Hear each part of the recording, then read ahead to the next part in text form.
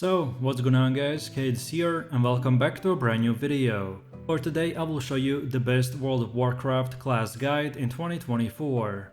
In general, this game has a lot of unique classes to choose from, but the big question is, what is the right class for you? So, we will take a look at the supports, DPS and tanks to decide what role and class will suit your playstyle and dominate the current meta for both PvE and PvP. So, if this sounds interesting to you, then let's get right into it.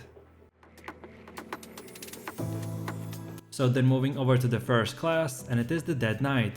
They like to engage their foes up close and personal, by supplementing swings of their weapons with dark magic that renders enemies vulnerable or damages them with unholy power. They drag enemies into one-on-one conflicts, compelling them to focus their attacks away from the weaker allies. To prevent enemies from fleeing them, Dead Knights must remain mindful of their power and pace their attacks properly. Overall, as far as the Dead Knight roles go, they can be a tank if they use the Blood specialization, or become a DPS as a Frost or Unholy. Dead Knights are a hero class, meaning that they can start out with some advantages over other classes. Once Dead Knight finishes their leveling zone and leaves for the wider world, they will emerge with a full set of good quality rare gear and a specific knowledge of how to play their class. Then next up we have the Demon Hunter. By foregoing heavy armor, Demon Hunters capitalize on speed, closing the distance quickly to strike enemies with one-on-one hand weapons. However, the Lidari must also use their agility defensively to ensure that battles end in their favor.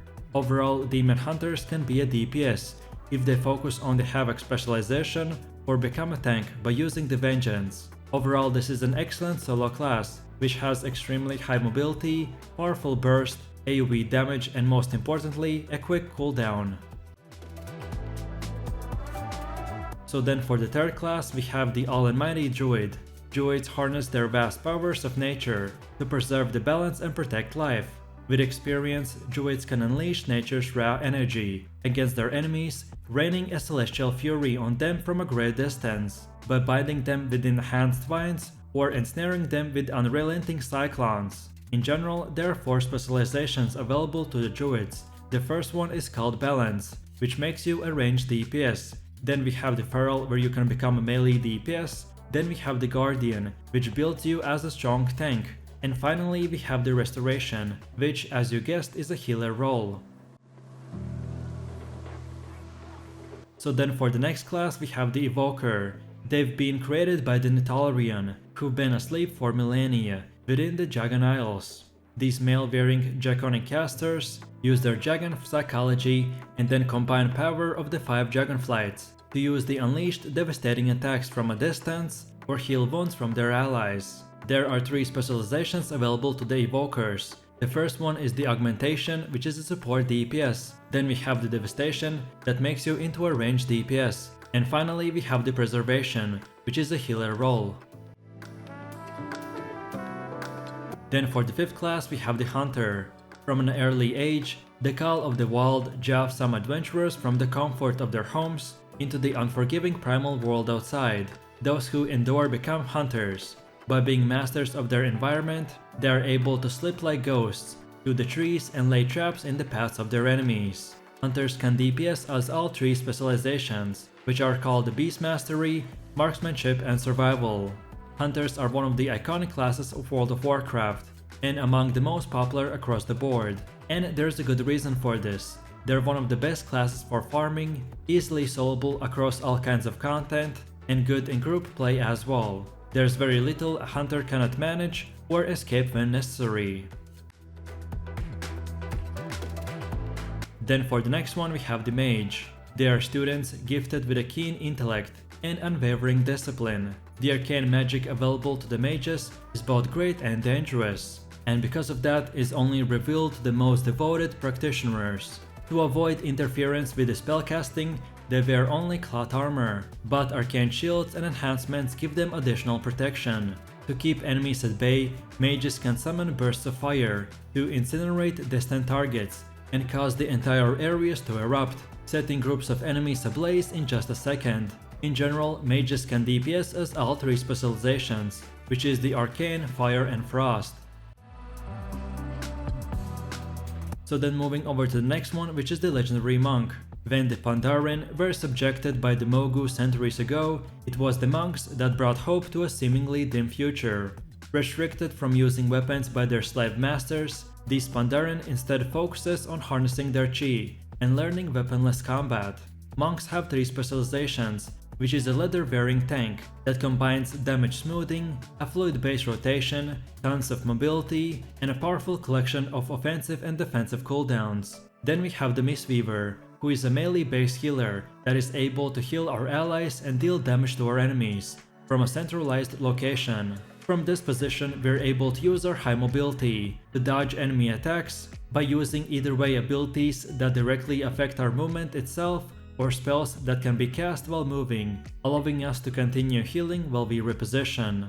And finally, the Evoker, who is a dual-wielding or two-handed using leather-wearing damage specialization with a mix of damage reduction, self-healing, high mobility, and enemy control.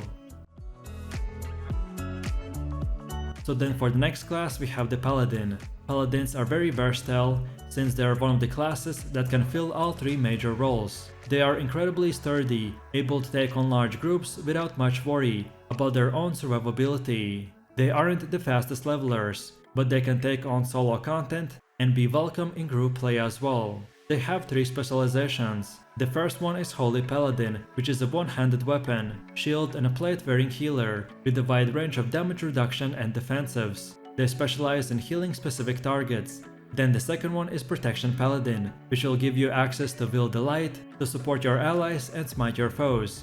Protection Paladin is a spec that is good for players that enjoy a classic tank combined with the ability to self-heal considerable damage and support your allies. And finally we have the Retribution Paladin, who are the Holy Crusaders, who use two-handed weapons that turn the power of the light into powerful damaging abilities and bring justice and vengeance to their enemies. This is the DPS role for the Paladin and is a melee spec, although it has few abilities that can be cast from range as well.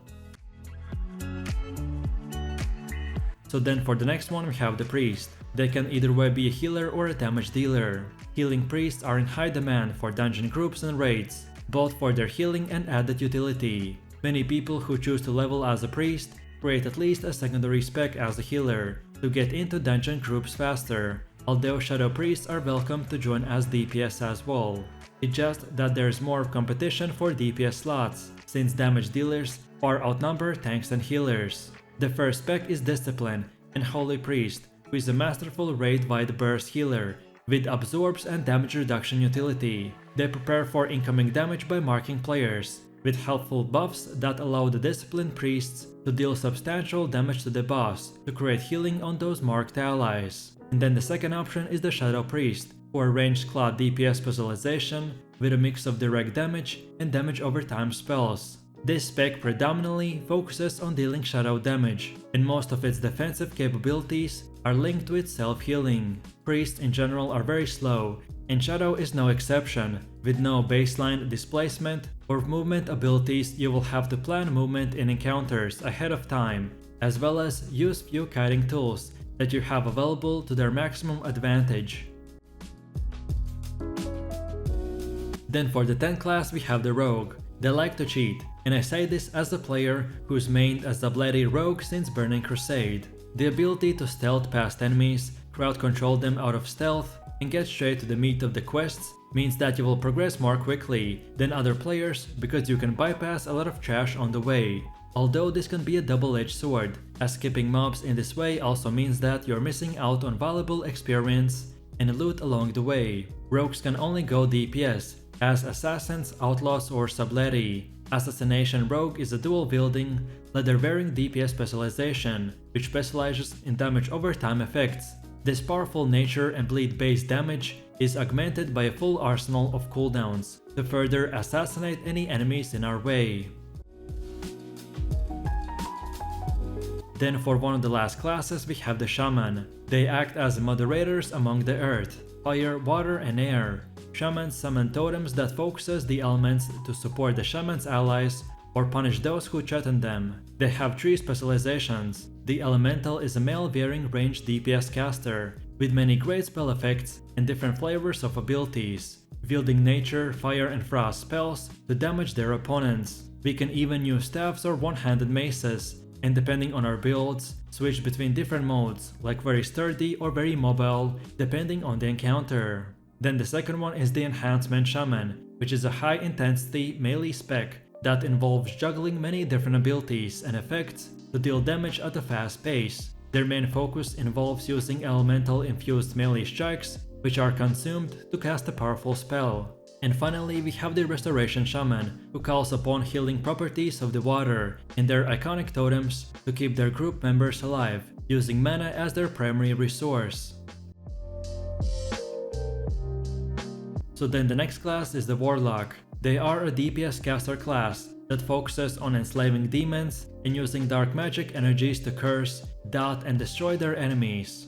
Despite some differences in playstyle, Warlock specs are all very strong leveling specs able to handle a variety of content, with some protection and extra damage afforded by their chosen demons. With improved access to self-healing and passive damage reductions in Shadowlands, Warlocks are stronger than ever in the solo leveling field. Warlocks are one of those classes that can often take on groups of quests solo, as well as take on tough single target mobs that will challenge the other classes. Warlocks can DPS as all three specializations, which are the Affliction, Demonology and Destruction.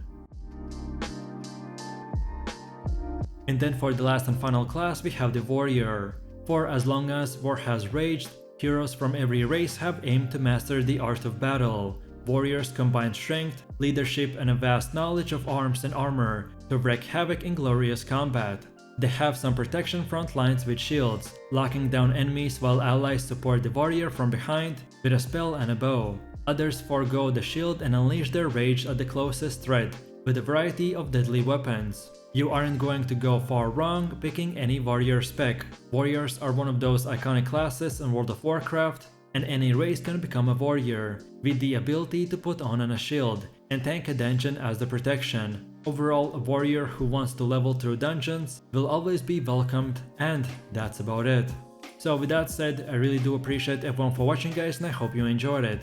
If you have any questions or feedback, then feel free to leave your comments in the comment section down below. And while you're doing that, please click like, subscribe and enable that notification bell, so this way you could support the channel and not miss any more amazing content.